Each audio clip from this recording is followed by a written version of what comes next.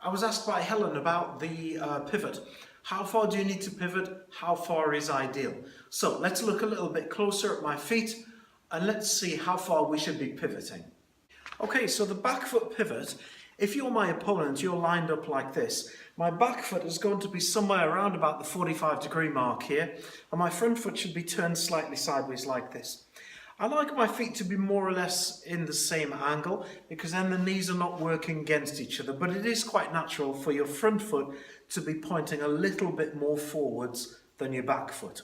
When you're doing this, when you throw your backhand, you should always be pivoting on the back foot. Now let's look very closely at that. Can you see there that my foot has come perfectly straight in line with where I'm going to punch? Let's look at that from the side, from there to there.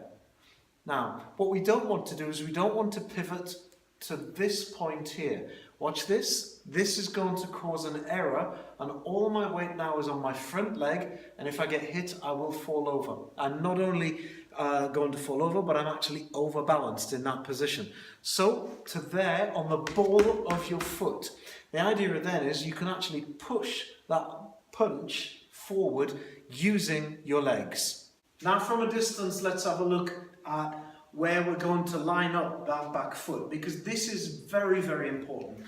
So I've lined up my opponent with my shoulder pointing at their center line here. And when I throw my punch, imagine that you're my opponent just there. As I throw my punch, my foot should come absolutely dead straight there. You see, the thing is that it's a rotation joint, but if I only pivot to here, the energy is going out this way where my knee is. So if I punch there, I'm not punching with as much force as if I punch here. And pretty much you're losing about 1% of power for every degree you move off. So if I'm punching at an angle here, at around about 30 degrees, I'm losing 30% of my power that can be generated by my leg.